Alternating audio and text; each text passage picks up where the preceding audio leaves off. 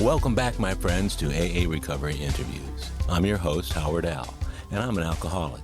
Sober since January 1st, 1988, one day at a time. I'm grateful you've joined us.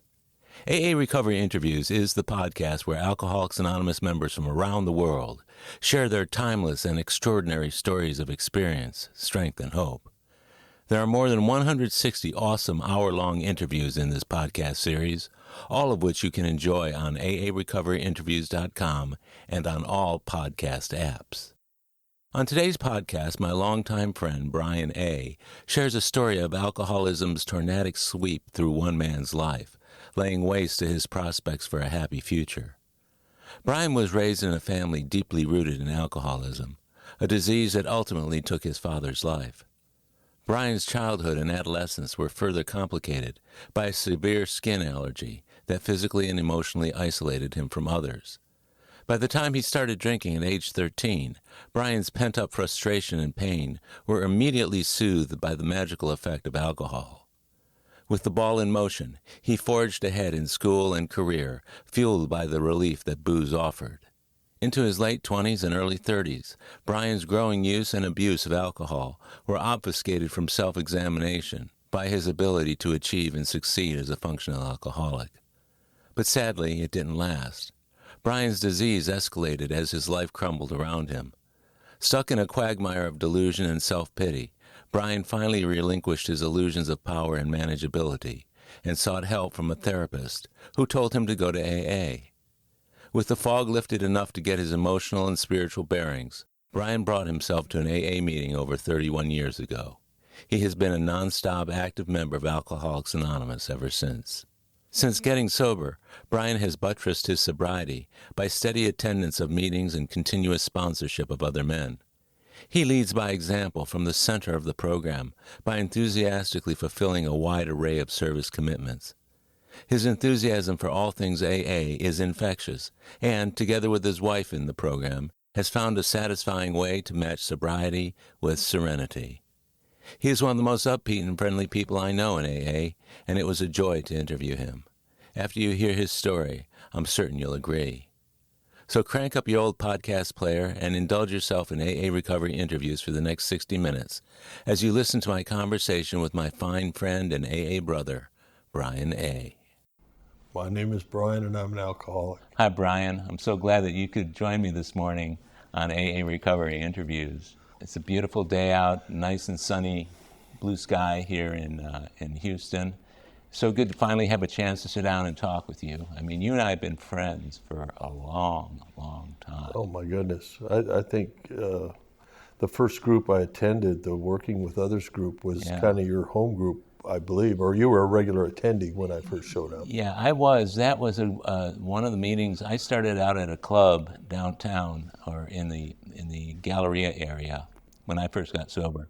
And then when my job moved out to the west side of town, I liked to go to meetings at noon, so I would go to that Working with Others group.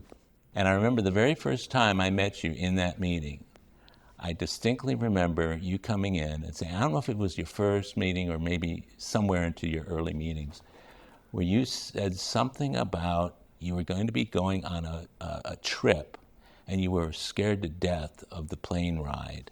Do you remember that? And could you elaborate on that? Vividly, Howard. Yeah, I got sober in 1993, and I was... What's your sobriety date?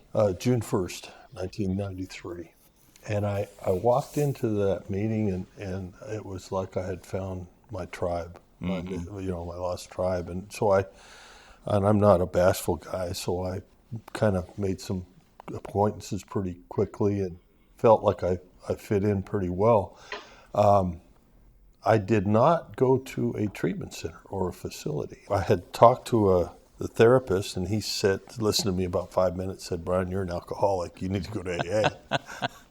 and so I did. And, it was really kind of neat because that group was kind of worldly. It was in the energy corridor, right? So a bunch of oil and gas people and people that had some road miles on them and stuff, And Yeah, it was a broad mix of people. Helped me keep coming back, I'll never forget that same meeting.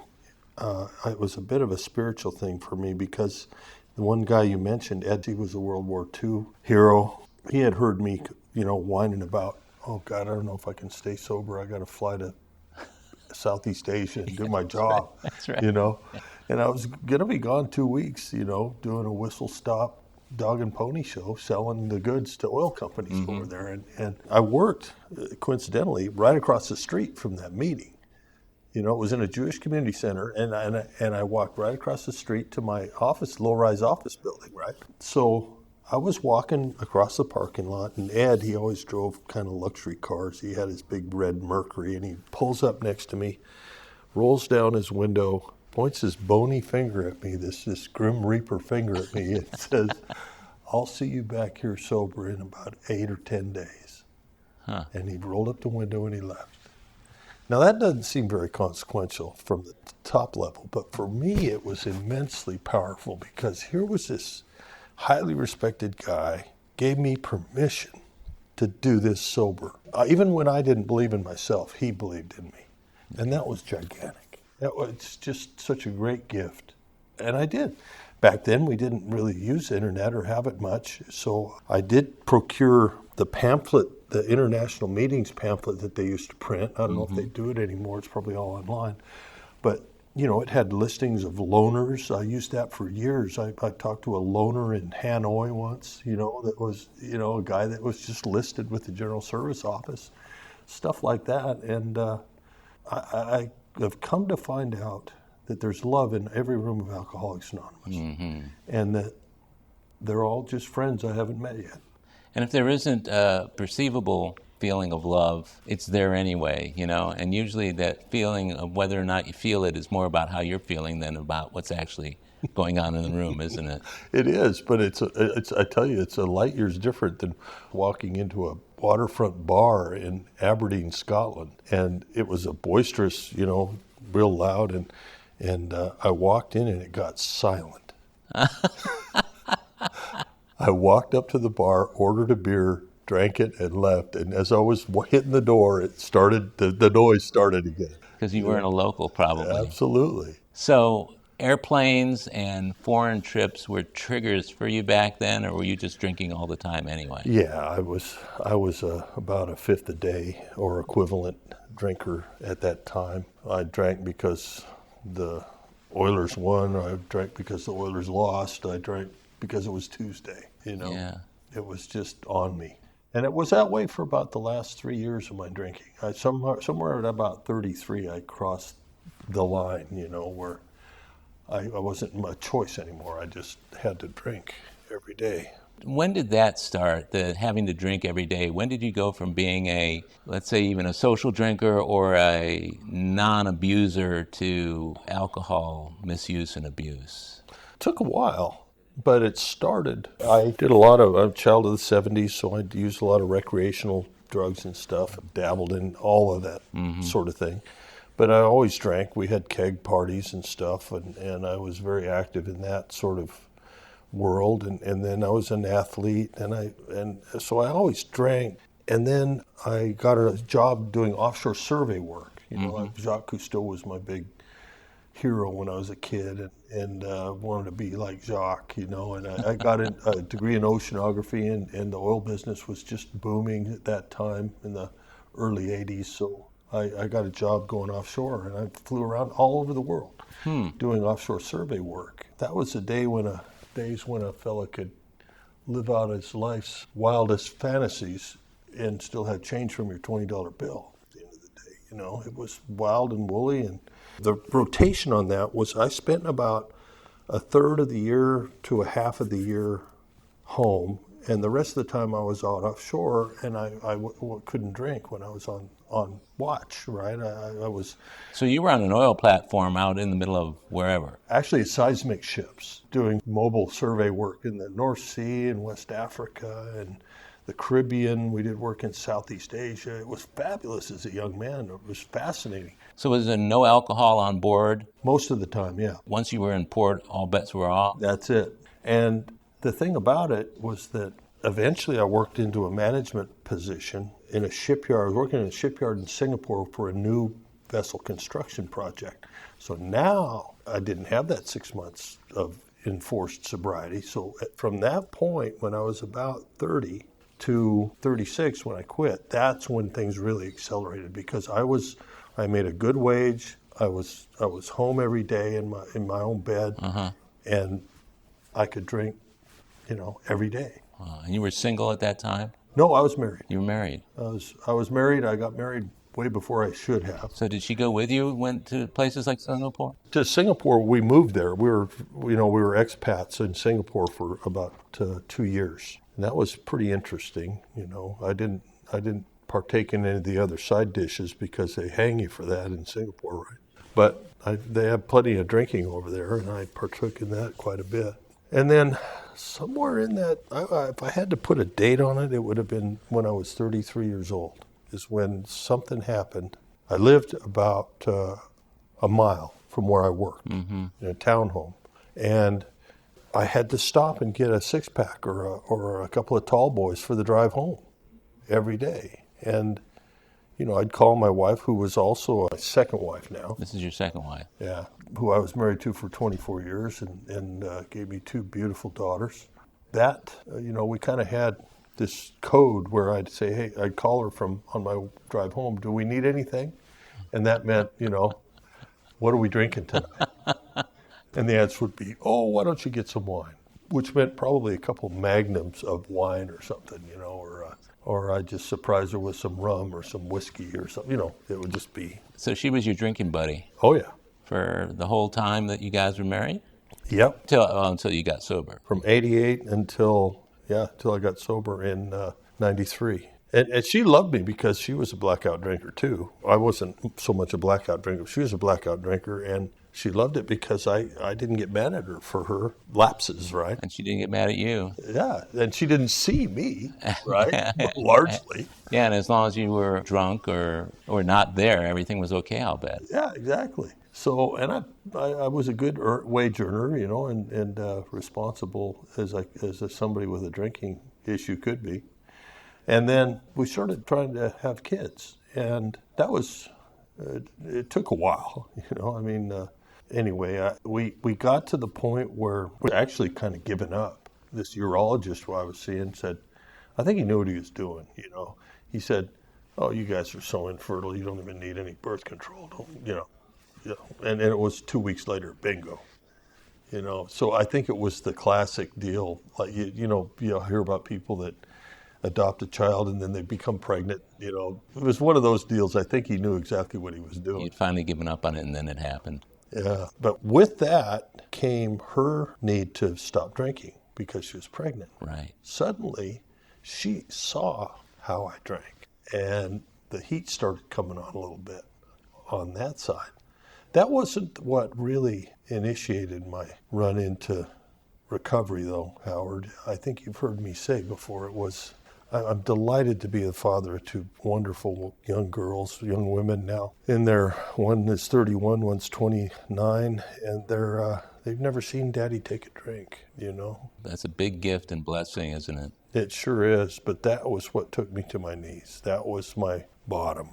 Here I was, I'd had a hangover morning every morning for at least 1,000 days in a row. Yeah.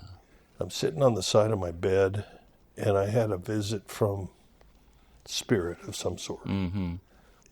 I guess the best I could describe it as something like the ghost of Christmas future, where I saw, I'll call him God, gave me a glimpse of what this little girl's life was going to be like if Dad was a drunk.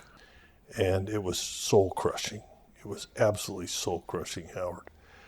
And that drove me to the guy that told me, you're an alcoholic and you need to go to AA. It was that quick. Yeah. So it was 99 days sober. Here I am, 99 days sober. I'd met Howard by then. Right. And I'm holding this baby girl at the moment of birth. And I've never, ever felt closer to the power that runs this whole universe than I did at that moment. It was amazing. Talk about a payoff, sobriety. Holy smoke. There's been trials and tribulations. We all go through tough things. Well, and how we get to where we get to before we get sober is always an interesting perspective. Usually, when I talk to different people about their sobriety, the need to get sober and what they were like previously, there's almost always something that occurred when they were much, much younger that influenced decisions along the way that inevitably led up to alcoholism until they got sober. What was your early life like, and how do you think it contributed to your alcoholism, if it did? That's a great question, Howard. And in my case, like many of us, I've learned, it's not uncommon. I'm sure you've heard it from many, that I felt less than. I felt different. If I had to put my finger on it, I'd say it was the fact that I had a real bad case of sort of allergy-driven eczema as a kid. Mm-hmm. And it was almost, when it was real flared up, it was like leprosy almost, I mean, I was a wreck. And, with other kids and stuff and girls and things, I was just not, this is from age probably 5 to 13, something like that. And I felt different. I felt like I was tarnished or not as good as everybody else. Yeah. And so. How did your folks help you deal with that at the time? And what did you do to seek some kind of relief when you were a small child? Well, back then the relief wasn't as good as it is today. I still have that from time to time, but it's kept well under control with just a little dab of cortisone cream. Sure. But back then it was like tar oil and this and that and stuff that would stain clothes and sheets, and it drove my mother crazy. But it was something that just we tried, mm-hmm. and the doctors tried, and it was challenging. I mean, I still had a good life growing up. We lived in Seattle on the beach of Puget Sound, and that was really neat. It wasn't a nice house. It was an old kind of beach shack, but it was cool being on the beach, a lot of adventures and stuff. But as far as the imprint on me as a little kid, what that did was, one, when I found alcohol, I had the classic experience at about 13 years old. I had somehow smuggled away 2 quarts of Heidelberg beer. It wasn't even cold. And I sat in my bedroom that I shared with my brother. He was out doing something, and drank them in the course of about 40 minutes. And it happened for me. It was like, oh my God, I'm going to do this as often as I can. I feel normal for the first time in my life. I could feel it going down as we speak, and the fear subsided, and suddenly I felt okay. That like somebody had opened me up and squirted my whole insides with WD-40, and it all worked. Now, this is, how old were you at the time? 13. So did you get sick, or did you have any repercussions from it, whatever? No, it was beautiful. I don't even remember urinating a lot. How about your brother? How did he deal with it? He never really knew about it. It was my secret, see. He was out at the time, and I didn't want to get ratted out or anything. This is an older brother? Older brother. So you were the second child. I have 2 sisters that are 2 and 4 years younger than me, and my brother is 2.5 years older. So did he partake in the alcohol with you, or was that something you did on your own? I did it on my own. I always followed him and his friends around, kind of wanting to be part of their stuff, and never was much. But were they out drinking? Not that I recall, although, it was a time and a place where certain people would go pick mushrooms out in the cow pastures and stuff. The good old days. Good old days. Yeah. Back to your question, that also fueled an intense need for approval. Because I felt so damaged and different and less than, for so long.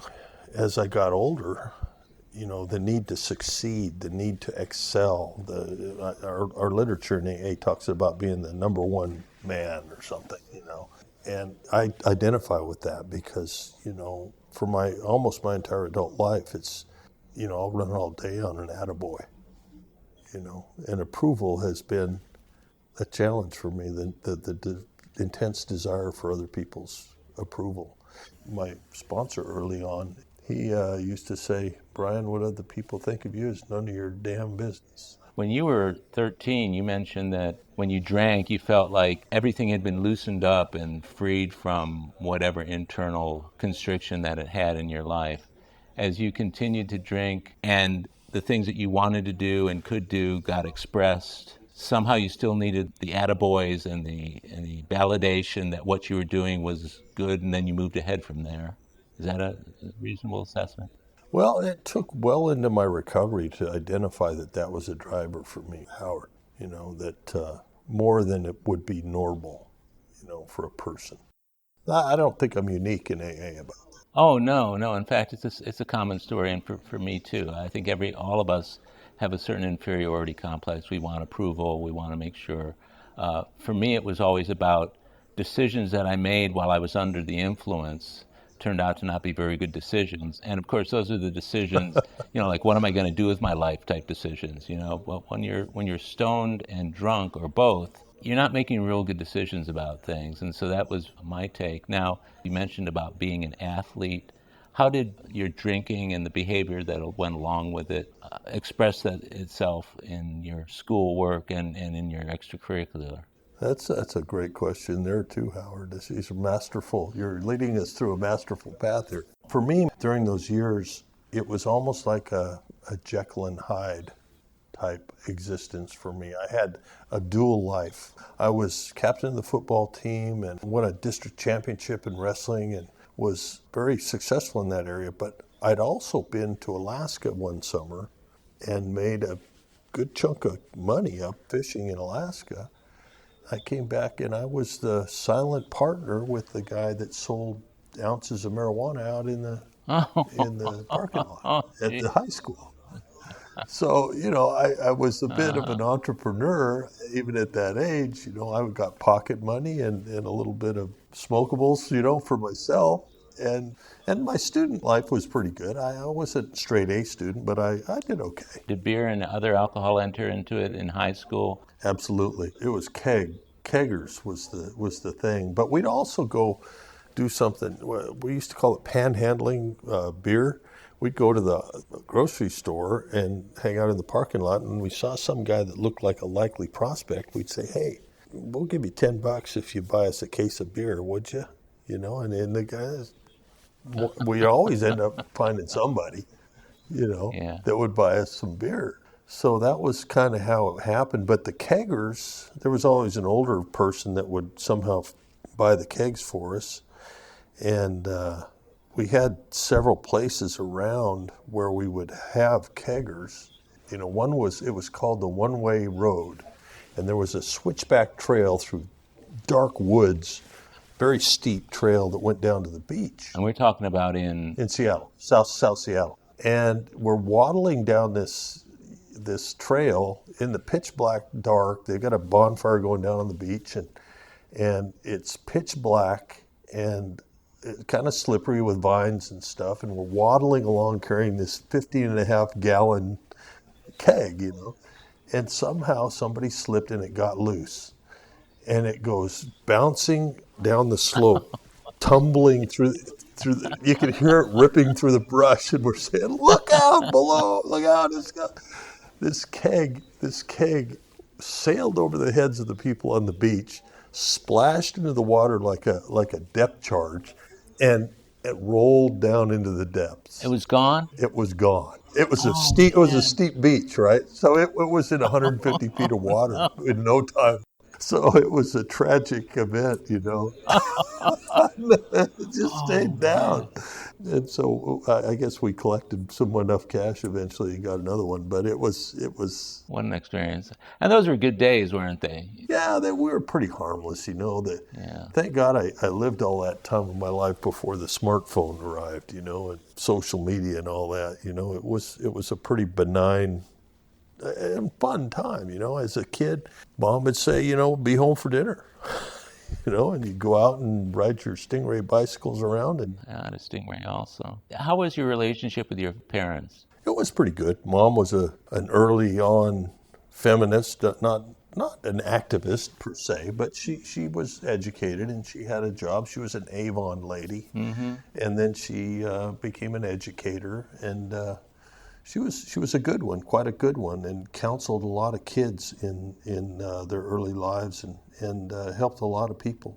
My dad was a young real estate executive, and didn't make a whole lot of money, but he, like me, was an alcoholic, and a very functional one. And he's a guy. He won the I think it was the 1950 All Armed Services talent show playing the accordion. He was masterful on that instrument. He had one of the great big ones, like the guy in Lawrence Welk, had a zillion buttons, and he could just play anything. He was amazing. But he would go play lounges at night to augment his meager salary as a young exec. And so I didn't see much of Dad. And we always had booze around. Drinks were always, that was part of the culture in the house, was Dad and his drinking. It was just how it was. What kind of consequences occurred for you while you were drinking with respect to your parents? Getting into trouble, or did you ever encounter situations where your mother might have stepped in or your father might have stepped in and said, look, this has got to stop, or tell me about that. Howard, I never really had direct alcohol stuff. It was more things like I had hosted a party at the house when they were gone and thrown the keys to my brother's Volkswagen Bug to a pal who needed to take his girlfriend home, and he goes out and he totals the thing. That's the kind of stuff I got in trouble for. Okay. It's kind of like the secondary events, but it never was really focused on the drinking part, the root cause to all this stuff. Now, you mentioned that your dad was an alcoholic. What was there that you saw when you were living with your folks that might have informed you of that at the time, or were you oblivious to it only to find this out later? Well, no, my dad's mother side of the family is Swedish and Finnish, and going back as far as I can tell, every single member of every single generation is a dead alcoholic in that part of the family, including my dad and his only sibling, my aunt. So that was pretty clear. As a young kid, as a baby elephant, I got imprinted with grandma's cheap Avon perfume, Four Roses cheap bourbon, and Camel Straights, And that mixture of aromas, I can smell it to this day. Grandma was a sweet woman. She put $2 a month in each of her 4 grandkids' savings accounts for college, for years and years and years. And she was a sweet gal, but she had it. She had an alcoholism. So you knew about all this when you were living at home with the folks? We didn't call it alcoholism. I didn't really know what it was, but I knew that drinking was the cause of quite a few problems. So every now and then the parent will pull the kid aside who's noticing all this and say, now you see how Granny is acting here. That's because this or that, the degree of the truth that they're going to share with the kids. Did your folks ever do that with you? Did you ever get any kind of perspective while you were living at home about the alcoholism that was running in that side of the family? Perhaps. There was one uncle, Uncle Frank. He ended up living on the street and was kind of a mentor to my dad as he was a young man. He was a fisherman. He would sell crab and stuff, and then Dad grew up with him. And it was obvious that he'd maybe come and put some shingles on the house for Dad to give him a few bucks once in a while and get him off the street. But there were some characters in the group. After you finished high school, what was next? Well, I went to a little school, Pacific Lutheran University, on a football scholarship, and played football for a couple of years in a place called Puyallup near Tacoma, Washington. And that was a blast. That was a lot of fun. And that was when I was young and fit and bulletproof, and it was a lot of fun. And I over those 2 years, I came to understand I really did want to be an ocean scientist. And over that time it became apparent that, I could chase girls, I could play football, and I could study science, but I couldn't do them all at once. So I wasn't about to give up the girls. The football went, and I studied science. So I transferred to the University of Washington. And that's where I eventually found my first wife, who was an aspiring actress and exciting gal. Because I had gotten this job doing offshore surveying. It was boom times, straight out of college, right? We moved to New York City so that she could pursue her acting career, right? And I had no business being married. I was 20 years old. We got married at the courthouse, and I just didn't have any tools for that. She suggested it, and oh, okay, why not? Now, what did you do while she was looking for work in New York City? We spent most of our money on rent, and a few groceries. So I didn't have a whole lot of folding cash. I joined a karate school. I studied taekwondo. I would go and roller disco with the Puerto Ricans in Central Park. It was fun. It was an interesting time for me, but didn't have a lot of money, so we didn't do a whole lot of that. New York City is a fascinating place. I told myself when I left there that, I'd come back, but not unless I had as much money as Frank Sinatra. So how long did you live in New York City? It was 3 years total. And then after that, I got that transfer over to Singapore. And you were still married to her at the time? Mm-hmm. So she goes with you over to Singapore. And doesn't come back. And she doesn't come back? No. So you divorced? Well, we divorced on paper, when I came back that 3 years. She eventually ran off with another local gentleman over there in Singapore, and a guy that she'd been in a play with. I was pretty crushed about that, but my behavior in that marriage wasn't exemplary either. It took quite a few years past my sobriety date before I finally got honest enough with myself to say, no, it wasn't all her fault, the dissolution of that marriage. And in our 8th step, and 9th step, we do our amends. And I found her. She was at the time with a boyfriend living in Las Vegas.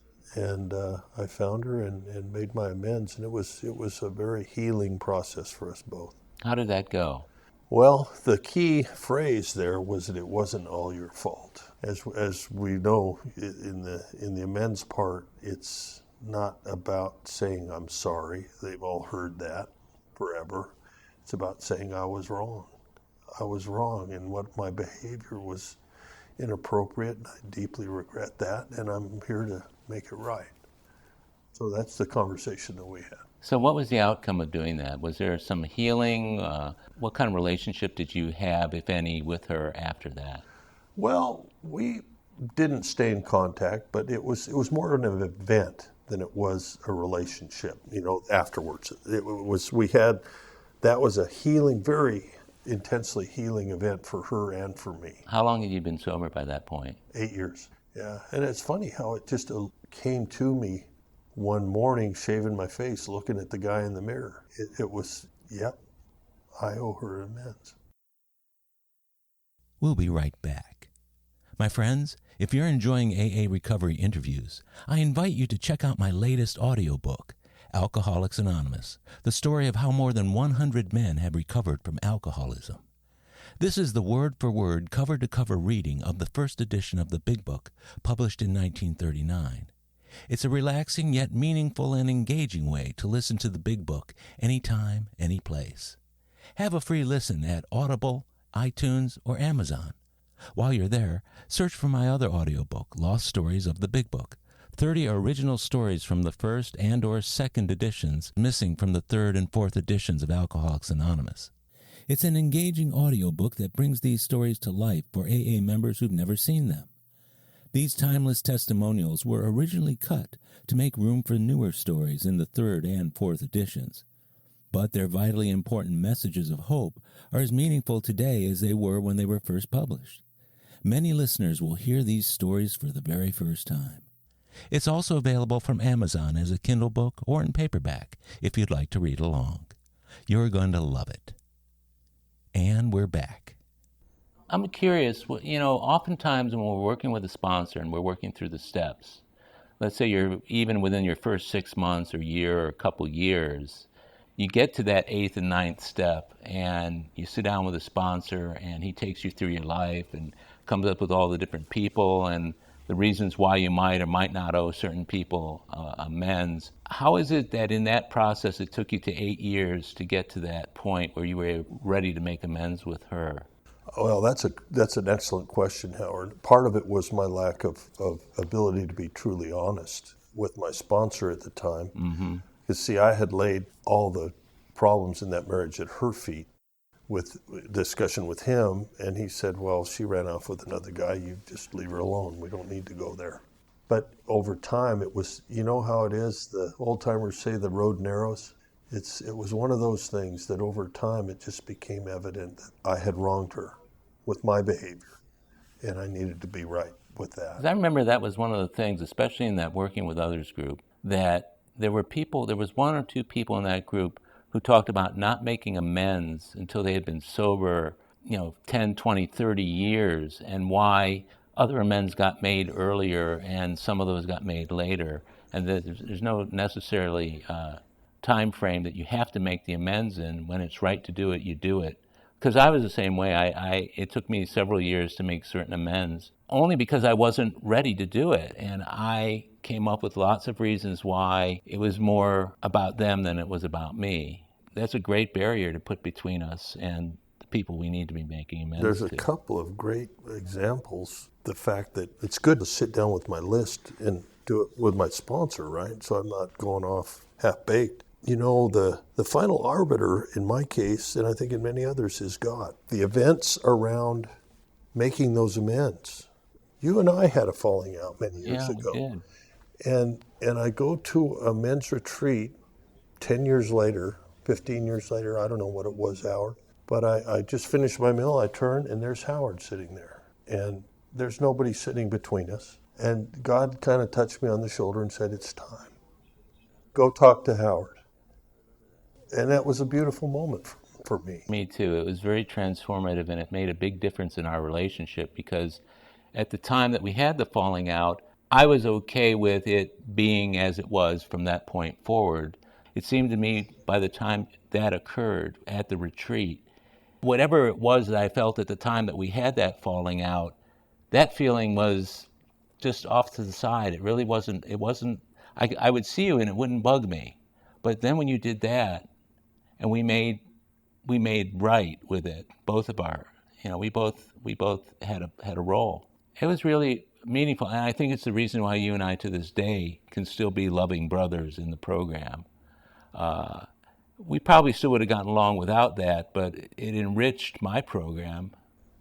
Oh, likewise, and another one that is worth mentioning, Howard, is I was in a meeting in my hometown where I went to high school, and I shared something that had some historical spin on it, and the next guy to share in the meeting was, I had introduced myself as Brian. My name's Brian, I'm an alcoholic, as I normally do, and he said, well, that wouldn't be Brian A., would it?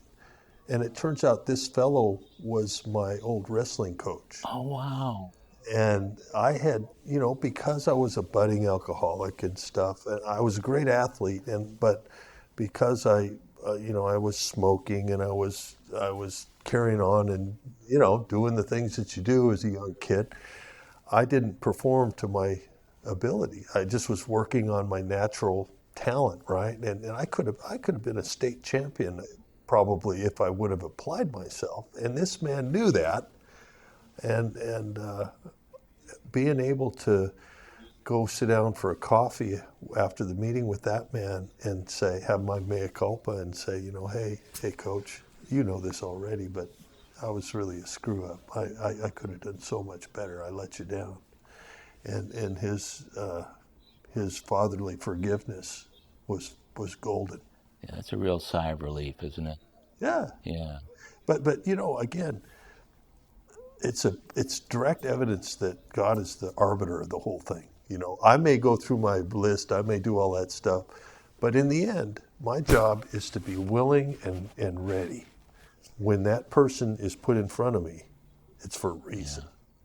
I got to take action. Yeah, it's a nice little nudge in the ribs from a higher power to, get the job done, work the steps when you can and as you can, and it makes a lot of sense. Can you walk me down the road, that path of perdition or whatever you want to call it, the demise of your ability to drink and function in your life to the point at which you went into AA? What do those final 3 years look like? I think you had mentioned it was about a 3-year period. Yeah, I was still traveling overseas a lot. I was doing 50, 60, 70,000 miles a year flying. And, I was a couple times, well, more than a couple, 2 or 3, 4 times, where I had a physical manifestation of my alcoholism that was really scary. I think it was like an AFib type event. My heart was beating so fast that faster than I could get it to beat doing wind sprints, and I was just sitting there, right? Cold sweat, and of course a panicked feeling, and it was alcohol poisoning is what it was. I had that 3 or 4 times. Once was in a trade show in Dallas.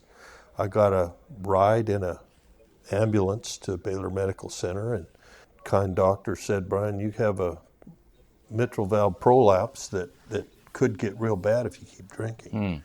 So you better knock that off." And I just blasted right through that, and it happened again on the platform at Clapham Junction, the busiest train station in England.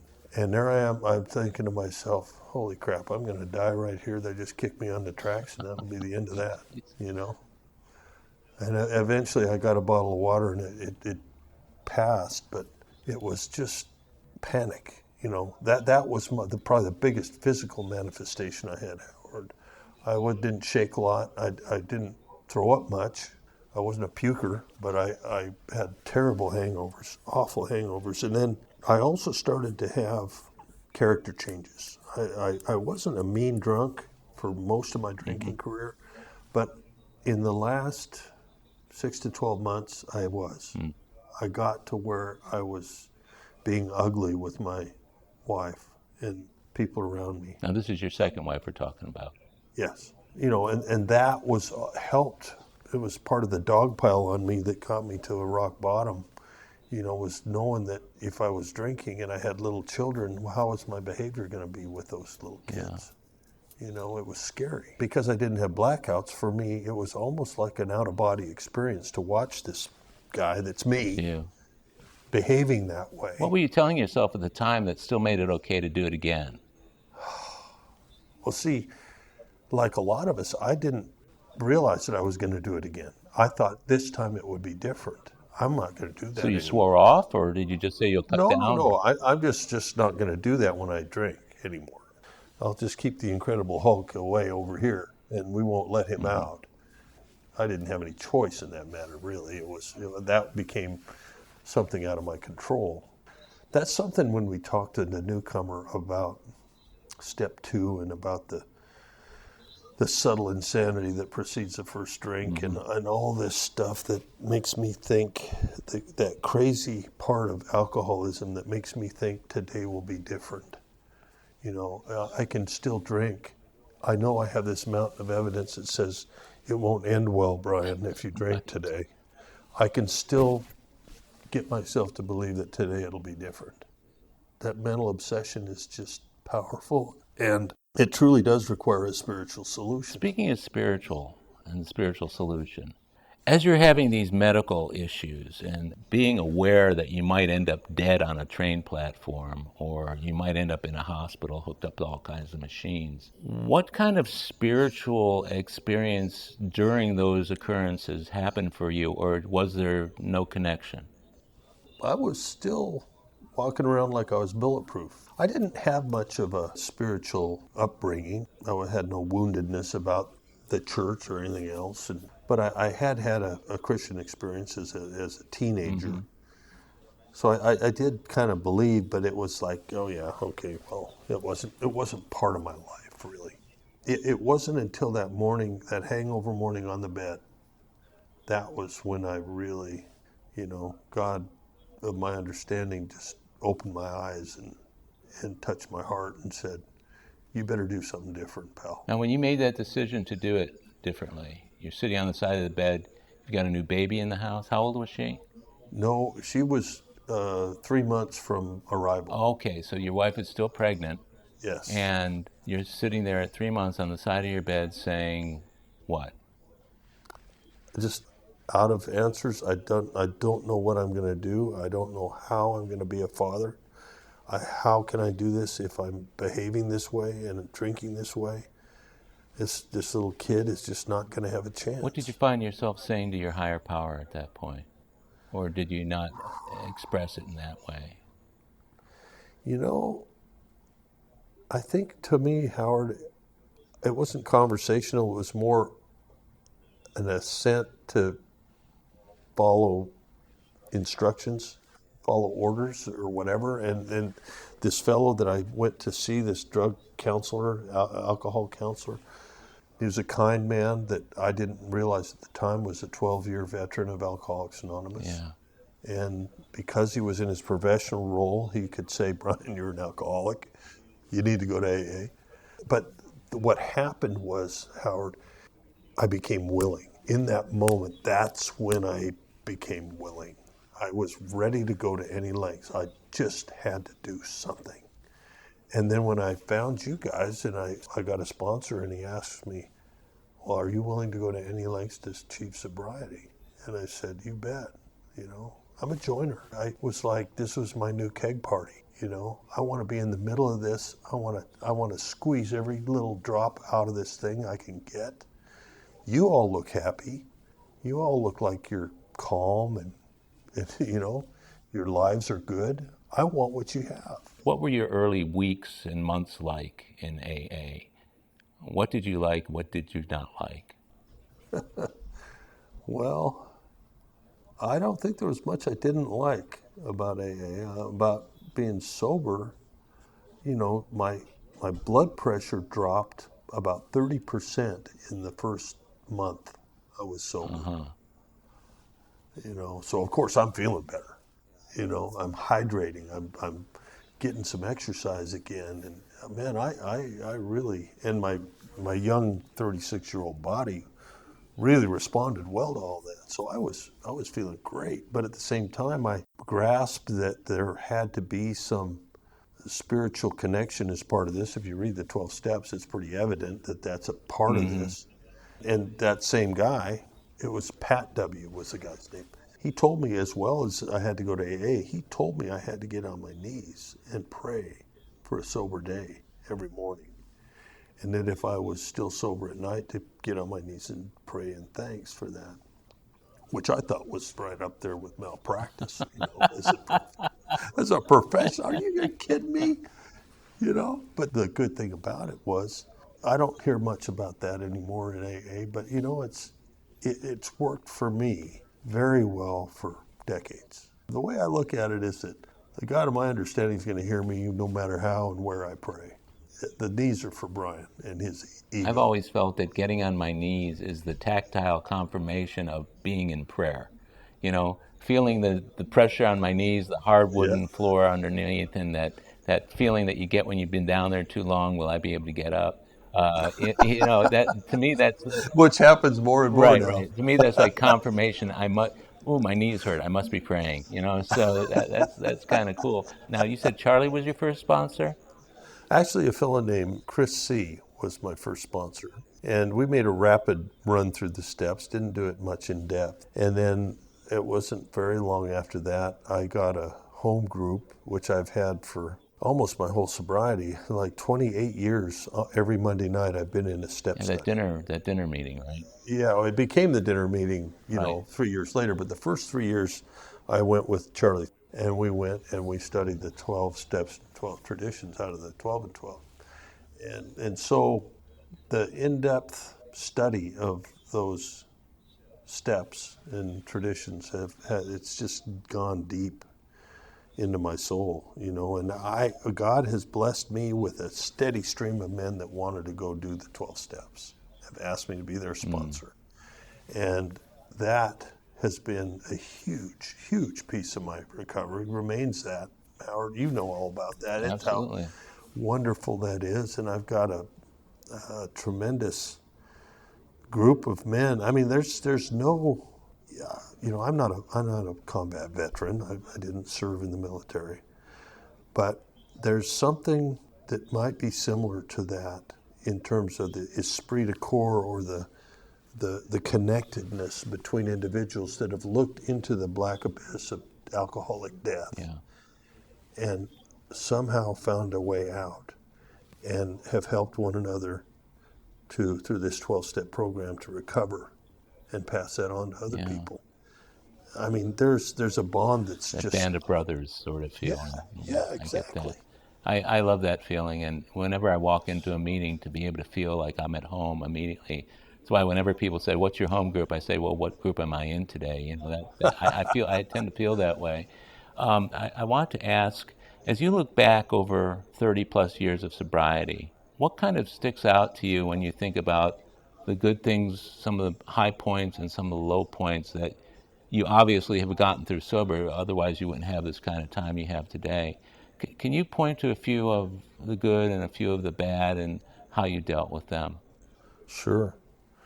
Let's start with the bad. My wife of 24 years, wife number Mm-hmm. two, on the eve of my 20-year sobriety anniversary, walked in the kitchen and said, "I want a divorce." Mm. There was no negotiation. There was no. She was done. Mm-hmm. I'm still not fully aware of what precipitated that. I got some ideas and stuff, but that just wrecked my world, boy, I tell you. And it was a period where I couldn't walk hardly. But the men in my constellation of friends in Alcoholics Anonymous and my sponsor, John C., Yeah. they just circled the wagons and they carried me when I couldn't even walk. Mm. You Mm-hmm. know, you've seen that happen, Howard. People get disease. They get, we show Yeah. up. We show up, and that would probably be the lowest. But there's also been times, periods, like any alcoholic, where it seems like you're walking in pea soup, and there's a fog, and it's just, or a depression, or something like that. But the encouragement of the other members and their example, that if I just keep turning the crank, I just keep doing the work, I put one foot in front of the other, stay sober one day at a time, the fog will lift, the sun will reappear, Yeah. and I'll be back. This too shall pass, we say, I right? find the waiting for it to pass is the hardest part, and being around other people to remind me that it is the hardest part, but I will get to the other side of it, is so important. Yes. And on the positive side, it may sound egotistical. I don't mean it to sound that way. But if I'm sitting in a meeting and there's a man I sponsor in that meeting, maybe more than one, and there's a man that they sponsor, and maybe even a man that they Right. sponsor, it's impossible for me to not have an overwhelming sense of gratitude. How in the world did this awful, terrible beast of a problem I have turn into this? My God, I am so blessed. I am so blessed to be the first member in this line of dead alcoholics that found Alcoholics Anonymous and have been able to stay sober and help other people. One of the huge tragedies was my own father. I had to bury him of alcoholism at 14 years sobriety. Mm. I just couldn't get through that door with him. God knows I Did he tried. ever try or make any kind of earnest effort to try to stop drinking? The doctor's orders once for a couple of years, and he had a wonderful life for a couple of years late in life, but he went back to drinking after that. It was kind of sad.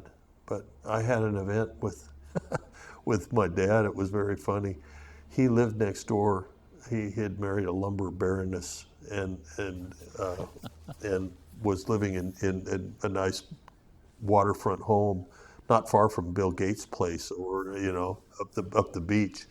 And there was a trust fund baby who was a cocaine and booze hound that lived right next to him that he had kind of adopted. Oh, And it no. was going to help him, right? Okay, and this guy's got a beautiful view and everything, and he's got all his shades down, right? Dad takes me over to this guy's house, right? I don't know this guy from nothing. And he pounds on the door. Hey, Joe, it's Rick. Come on out. My son Brian's here. He's at Alcoholics Anonymous, and he wants to talk to you. So I expected bullet holes to appear in that damn door. But anyway, this guy sheepishly opens the door, and we go in. And my dad was a bit of a force of nature, but we sat down, and I gave this guy the AA pitch. Yeah. Right. Uh-huh. And what was so cool about it, Howard, is I wasn't talking to that guy. I was talking to my dad, who was sitting right next to me. Oh.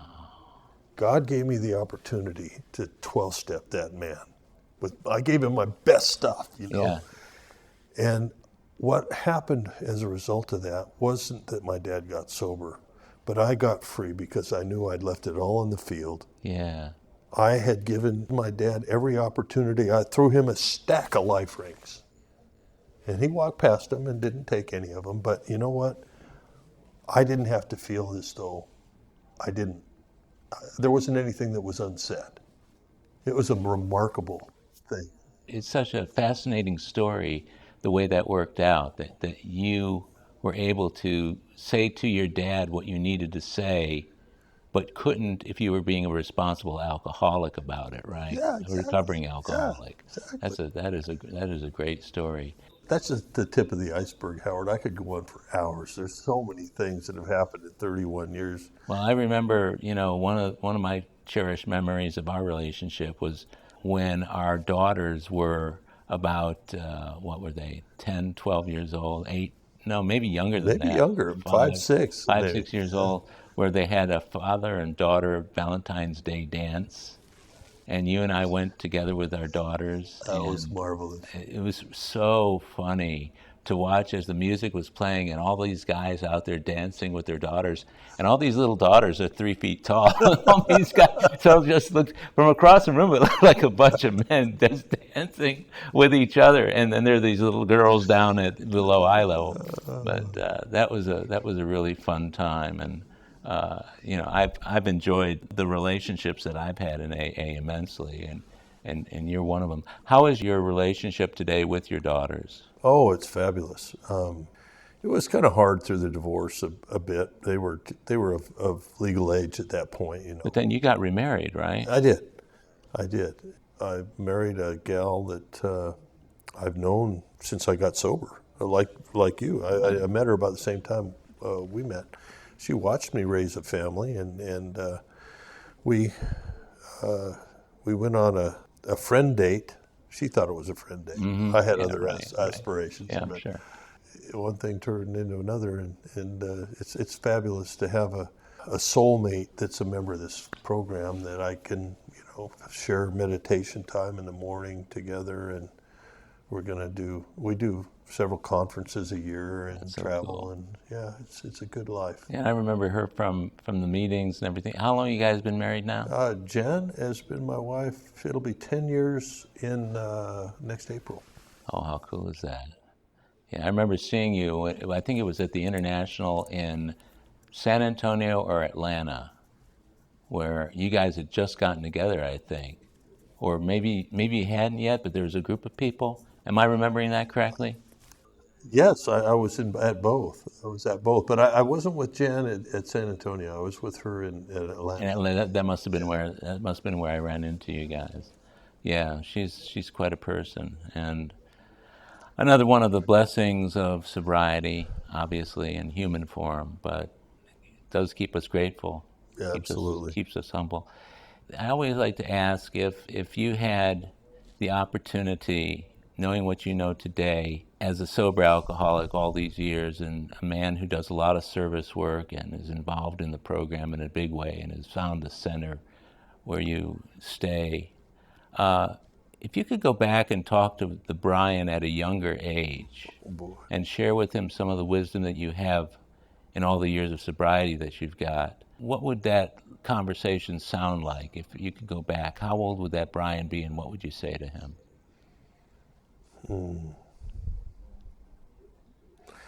You know,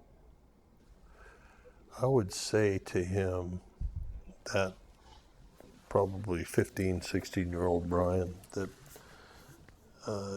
Brian, there's things in this world that are more important than finding things to please yourself. Women aren't just you don't talk to women just in order to get in a sexual relationship with them. And the problem with that, Howard, is that guy wouldn't have listened. Yeah. He never would have. He would have never given me the time Same of day, because he was 10 foot tall and bulletproof and living large. Yeah. But to have that awareness at that age, I mean, I look back and think, well, would I have been able to say that?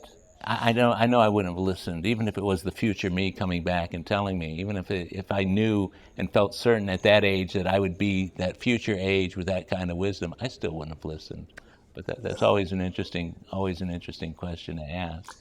But going back to early sobriety, I sometimes, here at this point where we are in our sobriety, right, Howard, it's easy to kind of sometimes ease up on the gas pedal. And it's important for me to remember that if I coast, there's only one direction I'm going, and that's down. Yeah. I got to keep doing this work. And those are my heroes in this deal, or guys like you that are still, that are sober a long time, but they're still on the end of the shovel doing the things that make this thing work. And I wouldn't continue to do it if I didn't absolutely enjoy it, So sobriety has got to be an enjoyable thing to do. Otherwise, we may do it begrudgingly, but not with any real, sincere, spiritually guided intent. So that's it. This has been a lot of fun. I appreciate the opportunity to do this, Brian. Oh, it's been an honor to sit down with you. And I've been doing these now 4 years, and the fact that you were available as quickly as you were to do this morning, it means the world to me. And I just wanted to say that I honor you, and I honor your sobriety and the work that you do with other men. Namaste, and I love you, and I'm glad that we've been able to be close brothers for such a long time, and we'll continue on. Thanks, Howard. It's a delight to be with you, and thanks for doing what you do. Well, thank you. Well, my friends, that's it for today's episode of AA Recovery Interviews. I want to thank my guest, Brian A., for sharing his story, and thank you for tuning in. If you've enjoyed the interviews in this podcast series, please share it with others. This show is another helping hand of AA we can all extend to alcoholics everywhere. If you want to contact me directly with any comments, questions, or suggestions, simply email howard@aarecoveryinterviews.com. Please also take a minute to leave a rating and review on Apple Podcasts, Spotify, and the YouTube Music app. By the way, this podcast strictly adheres to AA's 12 traditions and all General Service Office guidelines for safeguarding anonymity online. I pay all production costs, and no one receives financial gain from the podcast. AA Recovery Interviews and my guests do not speak for or represent AA at large. This podcast is simply my way of giving back to AA that which has been so freely given to me. The next episode of AA Recovery Interviews is on the way, so keep coming back. It'll be here soon.